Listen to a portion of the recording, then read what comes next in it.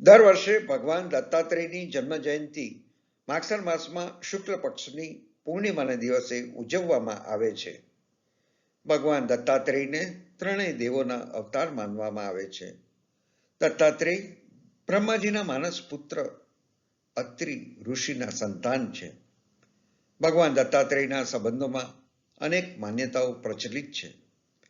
કેટલીક માન્યતાઓ પ્રમાણે ભગવાન દત્તાત્રેય બ્રહ્મા, વિષ્ણુ અને શિવનો સંયુક્ત અવતાર છે. અન્ય માન્યતાઓ પ્રમાણે ઋષિ અત્રિ અને સતી સ્ત્રી અનસુયાના 3 પુત્ર હતા. બ્રહ્માજીના અંશથી ચંદ્રદેવ, શિવજીના અંશથી દુર્વાસા ઋષિ અને ભગવાન વિષ્ણુના અંશથી દત્તાત્રેયનો જન્મ થયો હતો. એક સમયે મુનિ નારદે બ્રહ્મા, વિષ્ણુ અને શિવના પત્ની દેવી સરસ્વતી, લક્ષ્મી અને પાર્વતી સમક્ષ અનસુયાના પતિવ્રત પતિની ભક્તિ વિશે ખૂબ પ્રશંસા કરી અને કહ્યું કે અનસુયા જેવી પતિવ્રતા નારી શોધવી મુશ્કેલ છે. ત્રણેય પત્નીઓને ઈર્ષ્યા થઈ અને તેમના પતિઓને અનસુયાનું પતિવ્રત ઓછું કરવા વિનંતી કરી. એક દિવસ અત્રિ ઋષિ ઘરે ન હતા. તે સમયે ત્રિદેવ બ્રહ્મા, વિષ્ણુ અને શિવ ઋષિઓના વેશમાં અનસુયા પાસે મહેમાન બનીને ગયા અને તેમને ભોજન આપવા જણાવ્યું.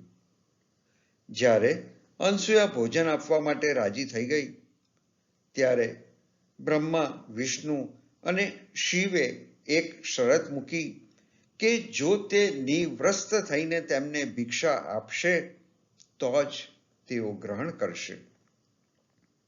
અનસુયા દ્વિધામાં પડી ગઈ. જો તે પરપુરુષ સમક્ષ નિવૃત્ત આવે તો તેનું પતિવ્રત ઓછું થઈ જાય અને જો ઇનકાર કરે તો અતિથિનું અપમાન થાય. અનસુયા વિચારે છે કે તેની સમક્ષ આવી વિચિત્ર માંગણી મૂકીને યુક્તિપૂર્વક તેને જટિલ પરિસ્થિતિમાં મૂકનારા આ ત્રણેય મહેમાનો કોઈ સામાન્ય માણસ નથી. ત્યારે એણે પોતાના સતીત્વના પ્રભાવથી ત્રણેય દેવોને નાના બાળક બનાવી લીધા. તેમને સ્તનપાન કરાવીને પારણામાં સુવડાવ્યા. ત્રણેય દેવીઓ તેમના પતિઓની પાછા ફરવાની રાહ જોતી હતી અને જ્યારે તેઓ પાછા ન ફર્યા ત્યારે દેવીઓ અનસુયાની ઝૂંપડીમાં ગયા અને ત્રિદેવને બાલ સ્વરૂપમાં જોયા. દેવીઓએ અનસુયા પાસે ક્ષમા માંગી. ત્રણેય દેવોને પુનઃસ્થાપિત કરવાની વિનંતી કરી. ત્રણેય દેવોએ પોતપોતાના અંશને મેળવીને એક નવો અંશ 3 મોં ધરાવતા સંયુક્ત અવતાર ધારણ કર્યો, જેનું નામ દત્તાત્રેય રાખવામાં આવ્યું.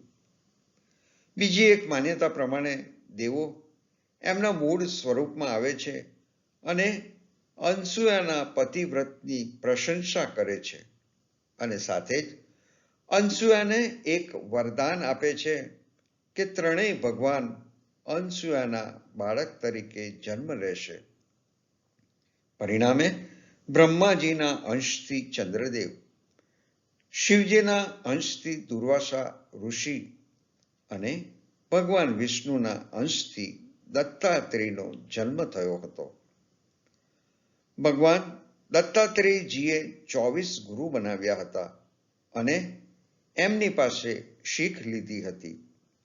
ભગવાન દત્તાત્રેયના 24 ગુરુ પૃથ્વી, પિંગલા વેશ્યા, કબૂતર, સૂર્ય, ચંદ્ર, વાયુ, હરણ, સમુદ્ર, પતંગિયું, હાથી, આકાશ, મધપુડામાંથી મધ કાઢનાર, માછલી, ટીટોડી, બાળક, આગ, પાણી, કુંવારી કન્યા, તીર બનાવનારો, સાપ, કરોડિયો, ભૃંગી કીડો, મધમાખી, અજગર.